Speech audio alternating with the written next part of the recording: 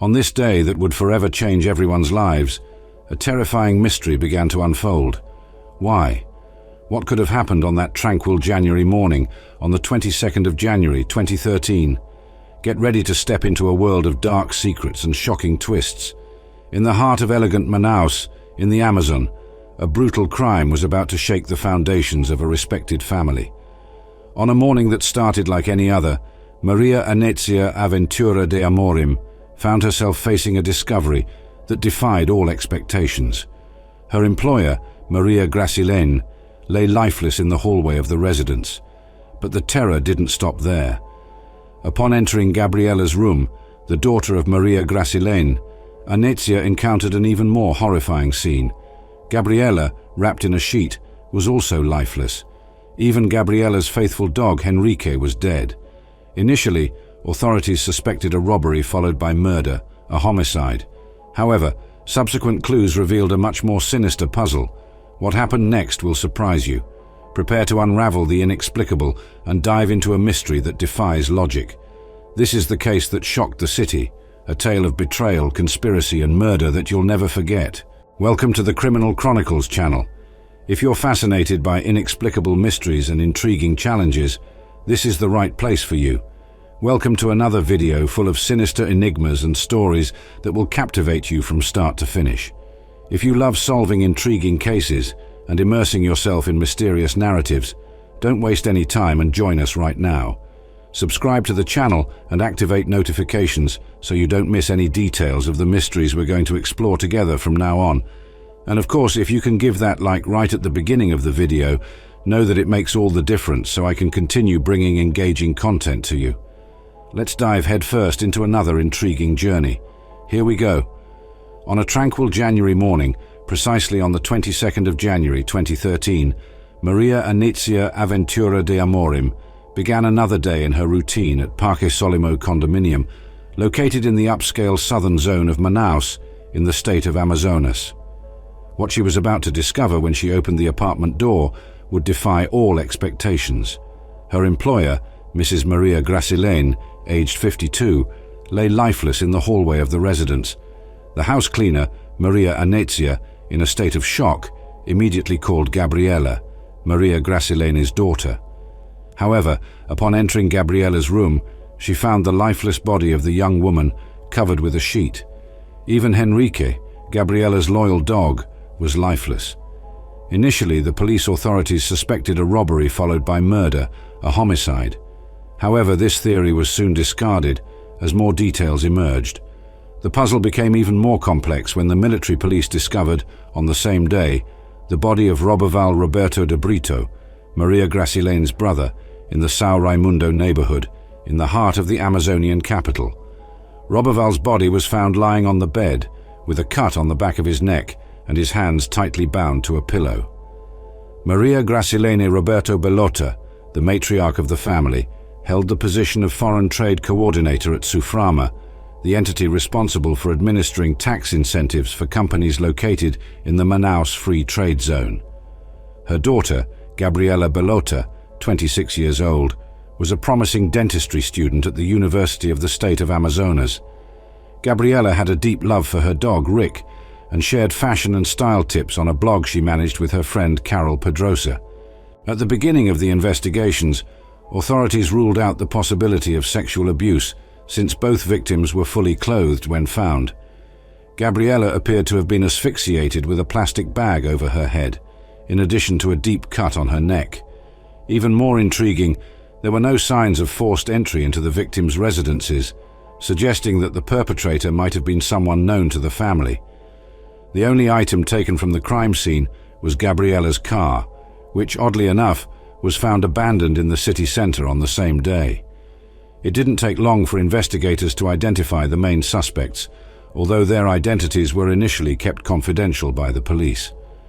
Roberval's son, the 33-year-old advertising executive Jimmy Robert de Queiroz Brito, moved into Maria Gracilene's house after his mother's death. He was warmly welcomed by the family, who trusted him enough to give him a copy of the apartment key for access when needed. On that fateful day, the 22nd, a young man named Rodrigo de Moraes Alves, 19 years old, appeared at Maria Gracileni's residence in search of Jimmy. While there, Rodrigo was approached by military police officers who were still preserving the crime scene. He claimed to be Jimmy's boyfriend, but was at a loss for words when questioned by the military police about the deep scratches on his neck. Rodrigo was detained and taken to the police station for questioning, where he soon confessed to being the perpetrator of the 3 murders, although he claimed he didn't act alone. He revealed that he had the complicity of a friend named Juan Pablo Bruno Claudio Magalhaes, 18 years old, and alleged that the crime plan had been conceived by Jimmy. On the same 22nd of January, Juan and Jimmy were arrested as suspects in the Bellota family murders and were taken to the Specialized Homicide and Kidnapping Division to provide explanations. In a surprising turn of events, Juan decided to share his involvement in the terrible triple homicide with the authorities. He also implicated Roberval's son, Jimmy Robert, although he initially vehemently denied any involvement. Investigations revealed that the murderous plan had been meticulously devised 3 weeks before the tragedy, culminating in a shocking twist on the 23rd of January. Initially, Jimmy maintained his innocence, launching the police into a frantic search for evidence to clarify the conflicting details present in the alleged perpetrator's testimonies. However, it quickly became apparent that Jimmy was withholding crucial information. The decisive moment came when the other 2 suspects were briefly released to receive support from their families, leaving Jimmy alone at the police station. At that moment, he decided to cooperate with the investigations thoroughly, providing a detailed narrative of the planning and execution of the murders, as well as information about the victims. Jimmy, in his testimony, described the events in great detail, revealing not only the methods used and the materials of the crime, but also the victims' routines. He confessed that he harbored deep resentment towards his father, fueled by dissatisfaction with the monthly allowance of 500 reais he received. However, the primary motivation for the murders was related to the inheritance he expected to receive after Roberval's death. Jardim and his cousin also became targets because they held a substantial portion of the inheritance, estimated at 200,000 reais. Jimmy claimed that Roberval had promised to share the inheritance with them, but the exact values remained a secret. As the investigations progressed, sinister aspects of the crime were unveiled. On February 15th, a report from the State Public Prosecutor's Office of Amazonas, presented by prosecutor Fabio Monteiro, indicated that Gabriela Bellota had been a victim of sexual assault before being murdered. Analysis by the civil police identified genetic material similar to Rodrigo Alves's on Gabriela's body, confirming the sexual violence. This crucial discovery was based on comparing the genetic profiles of Gabriela and Rodrigo, which revealed matches in the samples analyzed. The police investigation clarified the sequence of events as follows. On the afternoon of January 21st, 2013, Jimmy entered the condominium under the pretext of retrieving an agenda from his aunt's apartment. Gabriela Bellota welcomed him and went to her room after not finding the agenda. When she realized the agenda was missing, Gabriela decided to take her aunt's dog, Rick, for a walk. It was at this moment that Jimmy directed his accomplices. Together, they returned to the condominium, with Jimmy handing over the apartment key to Rodrigo, his boyfriend. Inside the apartment, Rodrigo and Juan surprised Gabriela in her room. She was brutally attacked and suffocated with a piece of dark car film used as a suffocation method. Gabriela showed courage by fighting for her life, scratching Rodrigo's neck during the struggle, but unfortunately, she did not survive. The suspects, impatient with Gabriela's resistance, inflicted a cut on her neck. The prosecutor in the case emphasized that the sexual assault occurred during the early stages of the attack, due to the prolonged struggle of the victim. Meanwhile, Jimmy returned to the apartment with the dog Rick, awaiting the arrival of his aunt, Maria Gracilene. However, due to the dog's incessant barking, he asked the accomplices to remove it from the premises. Around 8:30 in the evening, the condominium's security cameras recorded Gabriela returning to the location. It was then that she was surprised and killed in her home's living room, where she was beaten and had her throat cut with a utility knife. After the death of his aunt, the 3 suspects fled in Gabriela and Roberval's cars, heading to a motel where they showered and changed clothes. They then went to Jimmy's residence, where they easily entered, as Jimmy also had a copy of the key. They attacked Roberval in his bed and suffocated him to death in the early hours of January 22nd.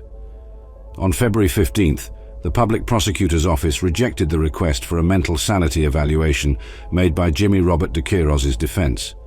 Prosecutor Fabio Monteiro, with 17 years of experience in the field, stated that he had never seen an intellectual mastermind of a crime being considered mentally insane. He emphasized that no reports or documentation had been presented to prove Jimmy's mental insanity. The defense attorney claimed that Jimmy began showing symptoms in prison, but the penal code stipulates that only a person found legally insane due to mental illness, who was already considered mentally incapable at the time of the crime, can be deemed legally insane.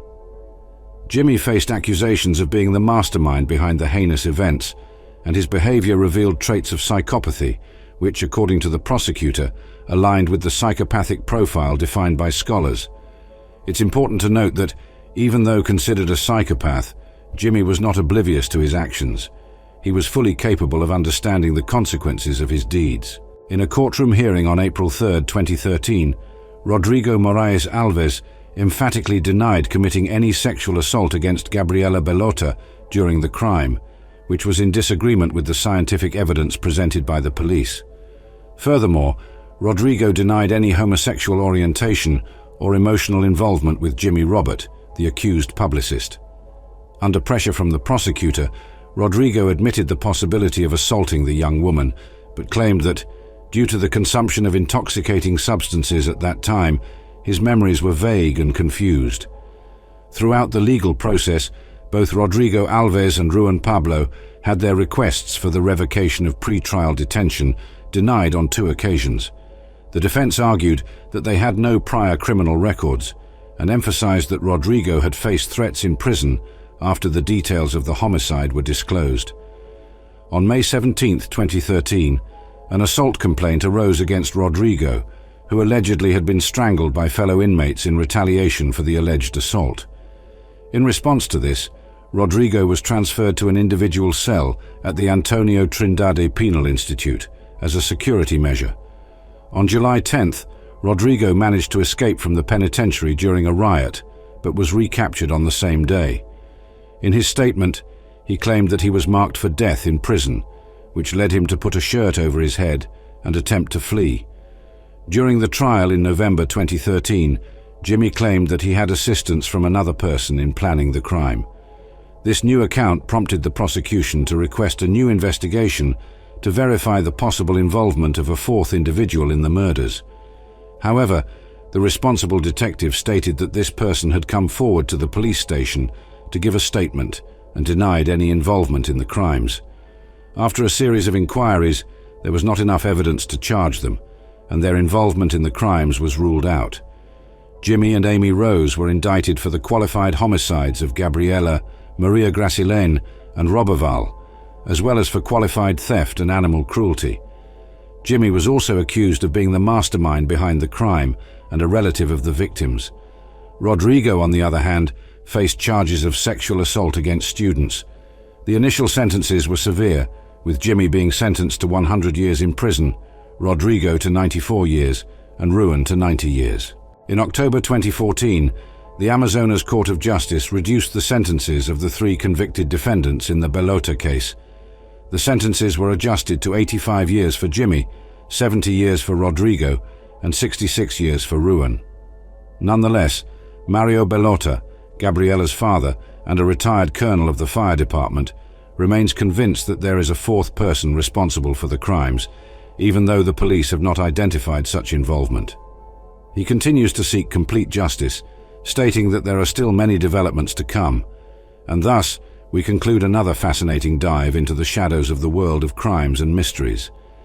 If you were intrigued by the twists, puzzles, and engaging narratives that we explored here on the Criminal Chronicles channel, don't miss the chance to join us on this ongoing journey. Subscribe to the channel right now to not miss any electrifying episodes that are yet to come. Each case, each detail meticulously investigated, depends on your support to keep happening. Leave your like, because that's what motivates us to keep bringing you quality content and thorough investigations. Comments are also essential. Share your theories, opinions, and ideas. Your participation makes this community even richer and full of energy to unravel the greatest criminal mysteries. Remember, producing videos as engaging as this is a challenge, but with your support, we can continue to explore stories that stir our investigative instincts. So don't waste any time. If you're not yet part of this passionate community for mysteries and intriguing crimes, click the subscribe button, activate notifications, and leave your mark in the comments and likes. Together, we will uncover the most complex secrets of the criminal underworld. Until the next video, detectives.